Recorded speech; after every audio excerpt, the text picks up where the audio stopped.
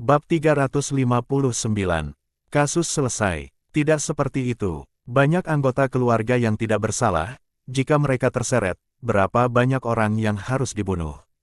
Tidak seharusnya kesalahan pejabat menyeret orang-orang yang tidak bersalah. Selain itu, dengan melepaskan keluarga yang tidak bersalah, bukankah itu akan menunjukkan bahwa kamu berbelas kasih, memerintah dengan kebajikan?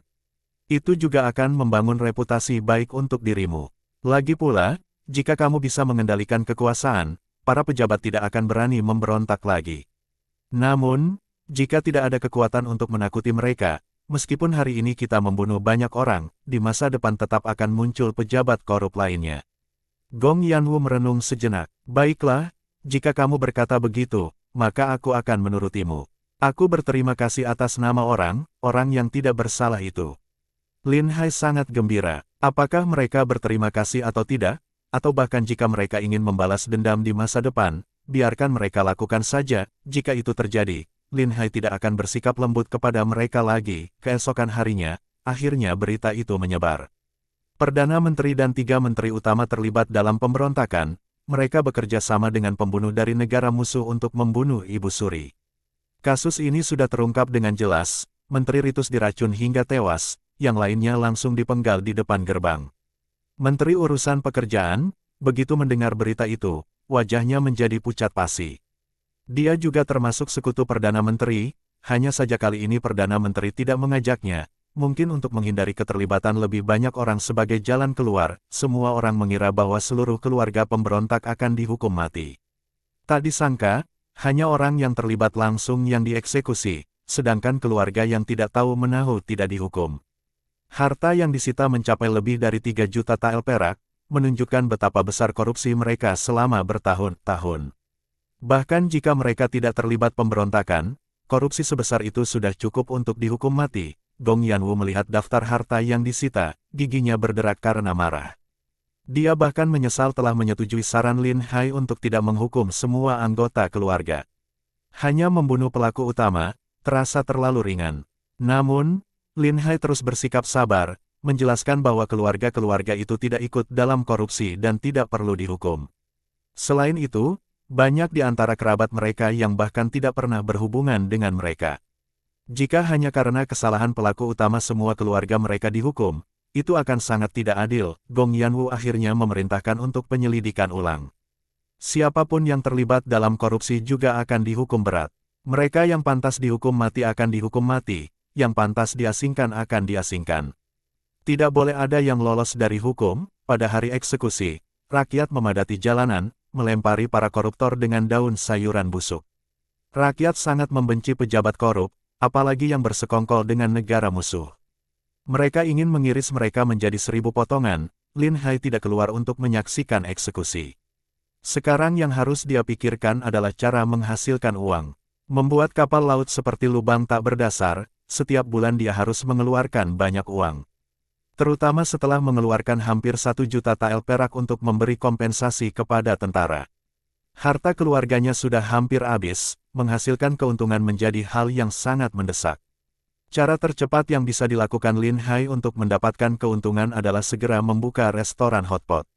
Cuaca semakin dingin, jika ada tempat makan yang murah dan hangat, pasti akan menarik banyak pelanggan. Apalagi hotpot sangat enak. Sekali mencicipi, orang pasti akan ketagihan. Ditambah daging kambing yang diimpor dari Turkestan dan Tibet, dagingnya sangat lezat, pasti akan membuat semua pelanggan kecanduan. Beberapa waktu lalu, Qiao Er sudah mencari beberapa toko, membelinya, dan menyelesaikan renovasi. Setelah persiapan beberapa hari, restoran hotpot itu resmi dibuka. Lin Hai awalnya ingin mengundang seorang selebriti terkenal untuk membantu promosi dan meningkatkan popularitas, namun, Putri Chenxi langsung menolak ide tersebut. Sebagai gantinya, mereka menulis iklan dan menerbitkannya di koran. Ketika hari pembukaan tiba, restoran itu langsung penuh sesak dengan pelanggan, bahkan ada antrean panjang di luar. Harga hotpot kambing tidak terlalu mahal, karena ada bahan-bahan murah seperti bagian-bagian daging yang lebih murah. Orang kaya bisa makan daging kambing, sementara orang kurang mampu bisa makan bagian lain atau jeroan. Di dinasti Xia, daging babi masih lebih murah, jadi bisa digunakan sebagai bahan hotpot. Hanya dengan mencium aromanya aja, sudah akan menarik banyak pelanggan. toko pertama berhasil dibuka, dan bisnis berkembang dengan pesat. Hal ini mengejutkan Lin Hai. Namun, jika dipikir-pikir, setelah dinasti Daxia mengalahkan Tibet, mereka sudah merampas banyak barang berharga. Barang-barang itu dijual kepada para pedagang. Ketika para pedagang mendapatkan keuntungan lebih besar, maka perekonomian pun ikut membaik, pendapatan rakyat juga ikut meningkat. Banyak orang sudah menjadi lebih makmur. Selain itu, tempat ini adalah ibu kota, di mana banyak orang kaya dari dinasti Daxia berkumpul. Para bangsawan dan orang kaya seringkali bosan dengan keseharian mereka. Mereka menghabiskan waktu dengan mengunjungi rumah bordil atau mencicipi makanan lesat. Ketika ada sesuatu yang baru seperti restoran hotpot, hal itu langsung menarik banyak pelanggan dengan cepat. Untuk pertama kalinya mereka mencicipi makanan yang baru, rasanya benar-benar membuat semua orang terkesan. Banyak pejabat istana juga datang untuk menyenangkan hati Lin Hai, ikut memeriahkan acara ini. Akibatnya, bahkan tamu yang datang untuk memberi selamat pun tidak kebagian tempat. Yu Huasi tersenyum pahit dan berkata, awalnya aku berpikir untuk datang dengan alasan memberi selamat dan ikut makan, tapi siapa sangka bisnisnya seramai ini. Haha, mana mungkin aku membiarkanmu pulang dengan perut kosong. Ayo kita bawa bahan makanan dan makan di rumah.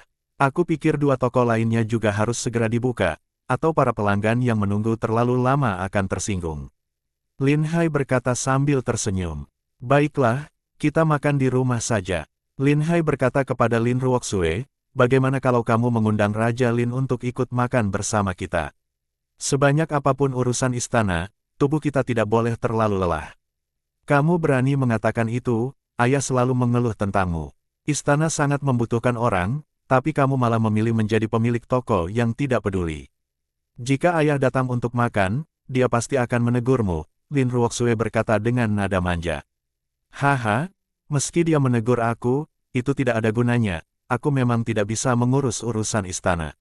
Raja Lin yang harus memegang kendali. Setelah beberapa pejabat dipromosikan, semuanya akan menjadi lebih mudah, Lin Hai menjawab sambil tertawa. Bab 36 Pembukaan Restoran Hotpot. Meskipun Lin Ruoxue mengeluh, dia tetap pulang untuk menjemput Lin Tiangui. Lin Hai segera menyambutnya. Salam untuk Raja Lin, kebetulan hari ini aku punya waktu luang. Mari kita coba hotpot ini. Begitu Lin Tiangui masuk, dia langsung mencium aroma hotpot. Aku sudah mendengar kabar ini, kamu benar-benar sangat pandai dalam berbisnis. Pasti kamu sudah mendapatkan banyak keuntungan, kata Lin Tiangui sambil tersenyum. Keuntungan dari bisnis hotpot tidak terlalu tinggi, hanya volume penjualan saja yang besar dan keuntungannya kecil. Tujuannya adalah untuk mendukung bisnis teh, menukarkan daging domba menjadi uang, jelas Lin Hai. Itu rencana yang bagus. Bisnis teh bisa menghasilkan banyak uang dari negara musuh, sangat bermanfaat bagi Daxia. Lin Tiangui mengangguk setuju, mereka semua duduk, hotpot mulai mendidih. Daging domba dimasukkan sebentar, lalu dicelupkan ke dalam saus, rasanya sangat enak. Banyak pejabat istana telah diberhentikan, dan sekarang istana sangat kekurangan orang. Aku telah berdiskusi dengan Ibu Suri, dan kami berencana untuk mengadakan ujian kekaisaran tahun depan. Kami berharap dapat merekrut talenta yang berbakat untuk negara, Lin Tiangui berkata. Itu kabar baik, Lin Hai mengangguk setuju, pejabat yang baru diangkat itu benar-benar harus dijaga dengan ketat. Pastikan mereka bekerja untuk negara dan melakukan hal yang bermanfaat bagi rakyat, jangan sampai mereka terpengaruh oleh kebiasaan buruk di dunia politik, kata Lin Hai. Aku juga berpikir begitu, sebelumnya korupsi di kalangan pejabat sudah sangat parah, bahkan Ibu Suri kesulitan menindaknya. Sekarang setelah kelompok orang itu diberantas, ini adalah saat yang tepat untuk membersihkan dunia politik. Aku ingin merekomendasikan dua orang kepada Raja Lin, satu bernama Meng Bofei dan satu lagi bernama Chi Feng Mao. Mereka berdua sudah banyak membantuku sebelumnya dan memiliki bakat sastra yang luar biasa. Jika mereka berhasil dalam ujian kekaisaran, Raja Lin bisa mempertimbangkan untuk menggunakan mereka. Meskipun kemampuan mereka mungkin tidak luar biasa, tetapi integritas mereka sangat baik. Aku akan mengingatnya, dan setelah ujian kekaisaran, aku akan memperhatikannya lebih lanjut. Lin Tiangui mengangguk setuju. Rasa hotpot ini benar-benar enak. Beberapa hari terakhir aku kurang berselera makan, tapi hari ini aku makan dengan lahap, kata Lin Tiangui dengan kagum. Haha, jika Raja Lin berkata seperti itu adalah pujian terbaik untuk hotpot kami. Hotpot ini bisa kami kirim langsung ke rumah, jika Raja Lin ingin makan kapanpun, siang atau malam, cukup kirimkan pesan saja, dan kami akan mengirim bahan makanan serta kuah dasar ke rumah Anda, jelas Lin Hai sambil tertawa. Dalam hal kemampuan bisnis, aku sangat mengagumi kemampuanmu. Tidak ada orang lain di Daxia yang lebih pandai berbisnis daripada kamu, kata Lin Tiangui dengan kagum. Aku juga tidak menyangka bisnis hari pertama akan sesukses ini. Jika aku tahu sebelumnya, aku akan membuat lebih banyak panci tembaga. Sepertinya panci tembaga untuk pengiriman pun tidak cukup. Dengan layanan pengiriman, meskipun kita tidak membuka banyak toko, bisnisnya bisa sangat besar, kata Lin Hai. Jika bisnis hotpot berjalan lancar, penjualan daging domba tidak perlu dikhawatirkan lagi. Bahkan di musim dingin, kita masih bisa berbisnis dengan Turkestan, kata Yuhuasi dengan gembira. Turkestan dan beberapa negara musuh di sekitarnya sangat kekurangan pasokan. Selama barang ini diangkut ke sana, keuntungannya bisa lebih dari 10 kali lipat. Metode Lin Hai untuk mengirimkan daging domba memungkinkan pengiriman tetap dilakukan bahkan di musim dingin. Dengan peluang menghasilkan uang sebesar ini, tentu saja tidak boleh dilewatkan. Benar, bahkan saat jalanan tertutup salju, kita masih bisa mengirimkan barang. Hanya saja kereta perlu dimodifikasi sedikit, mengganti roda di bawahnya dengan kereta luncur. Dengan begitu, pengiriman akan menjadi lebih mudah. Lin Hai menggunakan sumpitnya untuk dicelupkan teh dan menggambar sketsa di meja. Yuhuasi sangat terkejut. Ternyata ada cara seperti itu, mengapa aku tidak pernah memikirkan hal ini sebelumnya? Kakak Yu belum pernah berurusan dengan hal seperti ini, jadi wajar saja jika tidak pernah memikirkannya. Ini adalah pengalaman hidup di pegunungan, menggunakan kereta luncur untuk mengejar hewan buruan sangatlah praktis. Aku hanya mengubahnya sedikit untuk digunakan di kereta kuda. Dengan begitu, kereta bisa berjalan di atas salju, dan pengiriman di musim dingin tidak akan terpengaruh. Karena bisnis hotpot berjalan lancar, kita bisa berdagang terus di musim dingin dan mengimpor lebih banyak daging domba, Lin Hai berkata. Aku akan segera menyiapkannya. Turkestan sangat membutuhkan obat-obatan. Haruskah kita menjual obat-obatan ke sana? Yuhuasi bertanya. Obat untuk penyakit bisa dijual, tetapi obat untuk luka jangan, jawab Lin Hai. Lin Tiangui juga tidak menentang hal itu. Obat untuk penyakit akan bermanfaat bagi rakyat Turkestan, jadi kita bisa menjual kepada mereka, tetapi harganya tidak boleh terlalu rendah. Aku punya cara yang bagus. Kita bisa menjual obat-obatan ini ke Turkestan dan menghasilkan banyak uang, tetapi juga mencegah mereka menggunakannya di militer, kata Lin Hai sambil tersenyum. Oh, cepat ceritakan, kata Lin Tiangui dengan semangat. Kita bisa membuat obat-obatan jadi, menggiling semua bahan menjadi bubuk, dan membagi dosisnya. Setelah penyakit terdeteksi, mereka bisa langsung mengonsumsi obatnya. Karena sudah dihaluskan menjadi bubuk, mereka tidak akan bisa memisahkannya, sehingga hanya bisa digunakan untuk penyakit tertentu, jelas Lin Hai. Semua orang mendengarkan penjelasan tersebut dan merasa sangat kebingungan. Biasanya, dalam meresepkan obat untuk suatu penyakit, setiap pasien akan mendapatkan resep yang berbeda. Setelah mendapatkan ramuan obat tersebut akan dimasak dan diminum sesuai dosis. Tapi menggilingnya menjadi bubuk, apa maksudnya ini? Apakah cara ini benar-benar bisa berhasil? Sejauh yang aku tahu, bahkan tabib istana pun tidak pernah melakukan hal seperti ini, tanya Lin Tiangui dengan penuh keraguan. Pasti bisa, metode ini sudah terbukti efektif setelah diuji dalam waktu yang lama, sangat aman. Sebagai contoh, jika seseorang terkena serangan flu atau, setelah penyakitnya didiagnosa, kita hanya perlu memberikan pil yang sudah disiapkan sebelumnya kepada pasien. Dalam waktu singkat, penyakit itu bisa sembuh dengan cepat. Kata Lin Hai dengan senyuman di wajahnya, jadi begitu, jika penyakit yang dihadapi adalah penyakit umum, maka bisa menggunakan obat yang sama, kata Yuhuasi yang akhirnya mengerti. Ya, benar sekali, tapi, perlu diperhatikan bahwa tubuh orang dewasa dan anak berbeda, jadi dosis obat juga harus disesuaikan. Obat bisa digiling menjadi bubuk, lalu dibuat pil yang lebih kecil. Anak hanya perlu meminum 1 pil setiap kali, orang dewasa 2 pil, dan pasien yang dengan kondisi lebih parah bisa minum 3 pil. Dengan cara ini, tidak hanya aman, tapi juga akan sangat efektif. Bab 361. Bisnis penjualan obat-obatan. Tabib hanya perlu memastikan diagnosa penyakitnya, tanpa harus meresepkan obat lagi. Bahkan jika keterampilan tabibnya tidak terlalu hebat, mereka tetap bisa menyembuhkan pasien dengan menggunakan obat kita, dan hasilnya akan sangat memuaskan, Lin Hai menjelaskan kepada mereka dengan detail. Ini adalah hal baru yang bisa dicoba. Kita bisa menjual obat-obatan ini, sekaligus memastikan agar orang lain tidak menyalahgunakannya. Dengan begitu, kita bisa mencegah musuh menggunakan obat kita untuk pasukan mereka, kata Lin Tiangui yang setuju dengan ide tersebut. Nanti aku akan berdiskusi dengan Ibu Suri. Aku akan meminta para tabib istana untuk meneliti beberapa resep obat yang efektif. Obat yang kita jual harus benar-benar ampuh, misalnya untuk masuk angin atau flu. Setelah meminum obat, pasien harus bisa segera sembuh. Jika kita berhasil membangun reputasi yang baik, maka mereka tidak akan bisa hidup tanpa obatan dari Daxia, dan kita bisa menghasilkan banyak uang setiap tahun, kata Lin Hai. Ini adalah ide yang sangat bagus, kita harus segera melaksanakannya. Sepengetahuanku, banyak anak di Turkestan yang meninggal pada usia dini karena kurangnya obat-obatan. Bahkan penyakit ringan seperti masuk angin bisa menyebabkan kematian di sana, Yuhuasi berkata dengan cepat.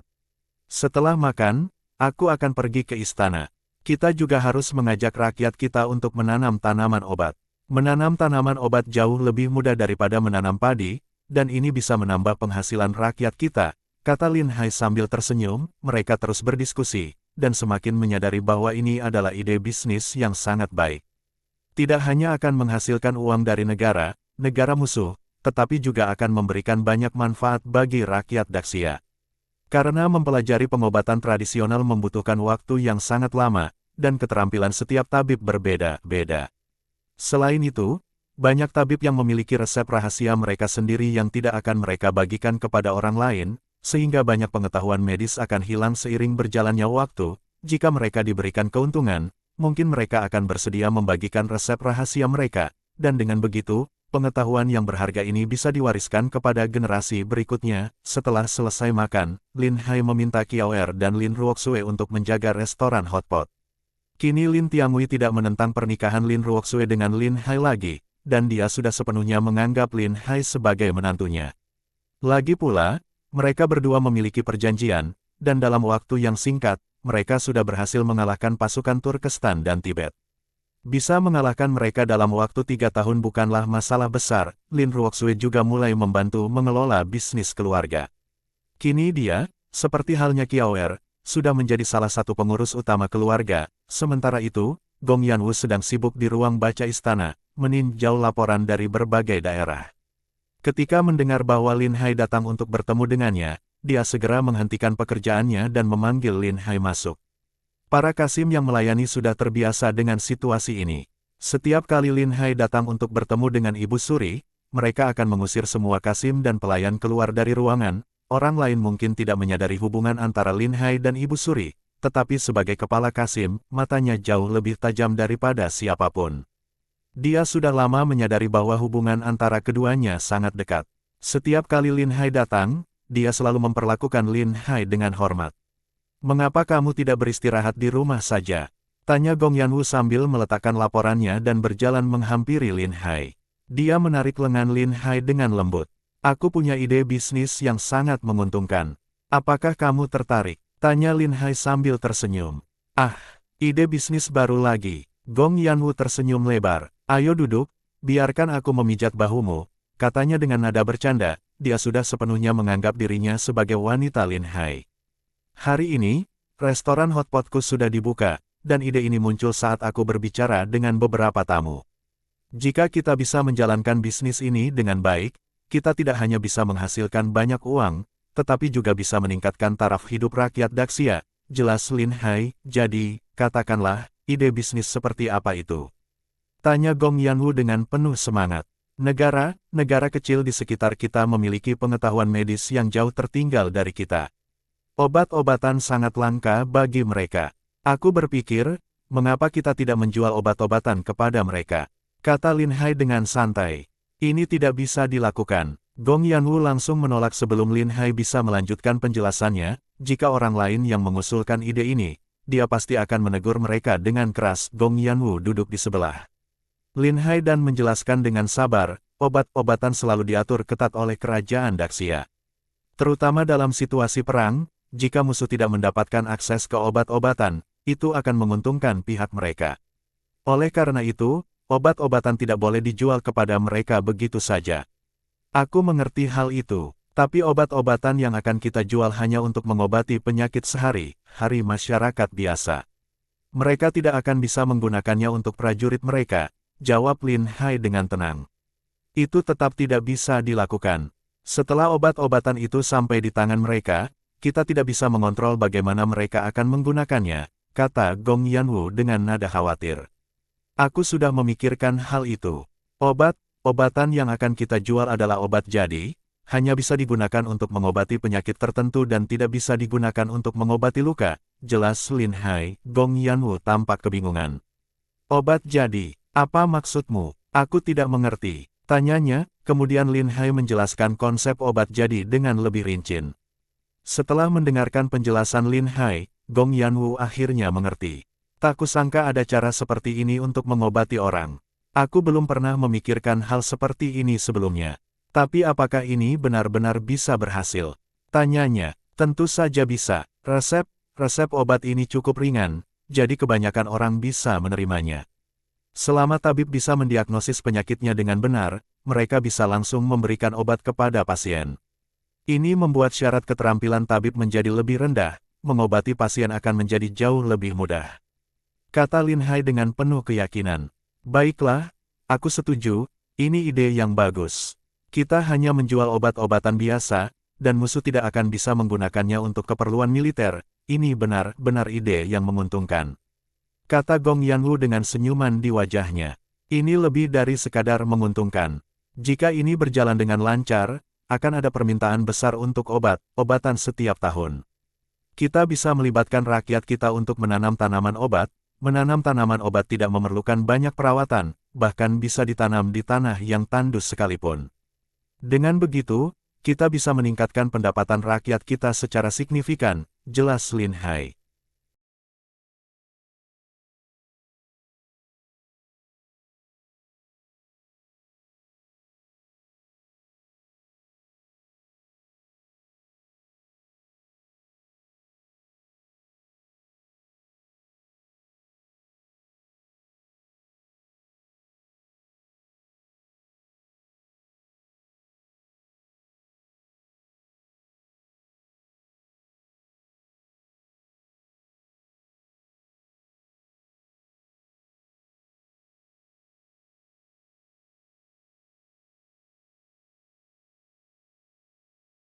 Bersambung